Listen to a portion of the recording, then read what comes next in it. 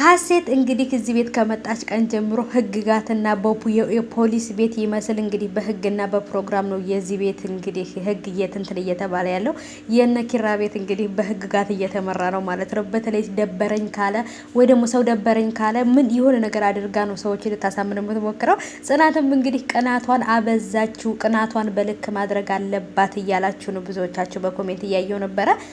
በጣም ትቀናለች። ቢሆንም ግን ደግሞ በጣም ስለምትወደው ድንገት ከሷ ጋር ሲቀራረብ በመሀል በፍቅር እንዳይፈጠር በሚለው ነው ማለት ነው። በእርግጥ እሷ ሀሴትና እሱ እንዲዋደዱ እንዲፋቀሩ ትፈልጋለች። አባትየው ቃል ስላስገባት ማለት ነው። ለእናቱ ስትል ነው እንጂ ወደ አይደለም። እሷም እየተጎዳች ነው፣ እሱም እየተጎዳ ነው። ስለዚህ ግዴታ አብረው መኖር አለባቸው።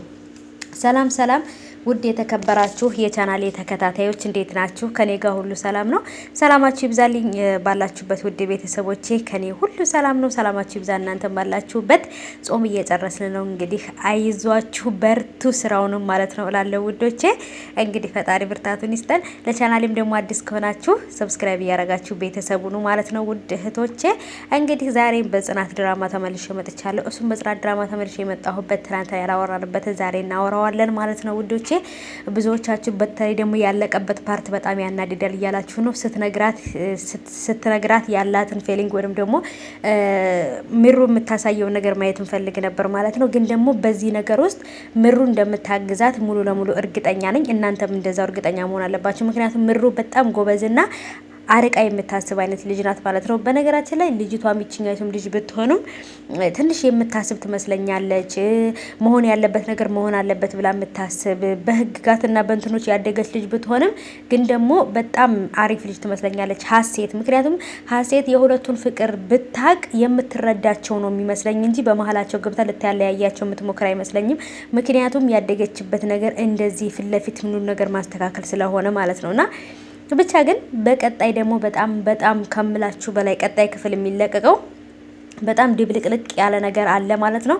ምክንያቱም ትልቅ ጦርነት እዚህ ቤት ይፈጠራል በቀጣይ ክፍሎች። ይሄ በዚህ ክፍል አላችሁም በደንብ እንድታዩት ማለት ነው። ትንሽ ግን ድብልቅልቅ ያለ ነገር ይመጣል። በተለይ ሀሴት እዚህ ቤት ከመጣች ጀምሮ ነገሮቹ በቃ የሁለት ዓለም ሰው ሆነዋል ኪራና ጽናት ማለት ነው። ጽናት ኪራን ስታየው በጣም ነው ልቧ እንትን የሚለው፣ በጣም ተወደዋለች። ግን ደግሞ በቃ አባቱ ይሄን ነገር ስላላት ብቻ ለእናቱ ብላ ግዴታ ማግባት አለበት ብላ ነው የምታስበው። ግን እሷንም ማግባት እንደሚችል ልቧን አላሳመነችውም። ሌላ ሴት አምጥቷል።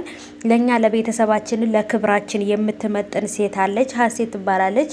የጓደኛ ልጅ ናት፣ እሷን ማግባት አለበት ብሎ አባትየው ስላላት እኔ የቤት ሰራተኛ ስለሆንኩኝ አልመጥንም፣ የቤተሰቡን ክብር ዝቅ አደርጋለሁ፣ የራሴንም ክብር ዝቅ አደርጋለሁ የሚል ነው የሚሰማት። ግን ፍቅር ወይንም ደግሞ እዚህ ጋር ሀብት ንብረት ድህነት ሀብታምነት አይደለም። በቃ ፍቅር ነው። እሱ ደግሞ በእናቱ ምሎላታል አልተውሽም ብሎ ማለት ነው። ስለዚህ በጭራሽ ኪራ ሊተዋት አይችልም። ስለዚህ ጽናት ምንም ነገር ባትል ራሱ ዝም ብላ ነገሮችን ብታረግ ራሱ እንደውም ቀስ ብሎ እንትን ማለት ይችላል። ግን እዚህ ጋር እሱ እንዲጠላት ታደርገዋለች። እዛ ጋር እና ቤተሰቦች ተቋረጠብኝ፣ በጣም ይቅርታ። እና ለሱ ተስፋ እንዲቆርጥና የሆነ ነገር ከሷ እንዲርቅ ትፈልጋለች ጽናት ማለት ነው።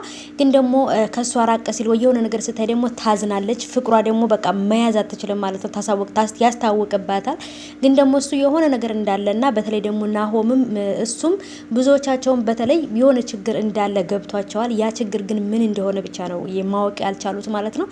እና እንግዲህ ይህን ነገር ያውቁና ይረዷታል፣ ወይም ደግሞ ሁለቱም እንዳይለያዩ ይሆናል። ያለውን ነገር እንግዲህ በደንብ አድርገው አስተካክለው መጨረሻው አሪፍ ይሆናል ብዬ አስባለሁ ማለት ነው ውዶቼ። ጽናትም ያለችበት ሁኔታ እጅግ በጣም ከባድ ነው። ሀሴትም ደግሞ የመጣችበት ነገር አታውቅም። ብቻ በጣም ከባድ ነው።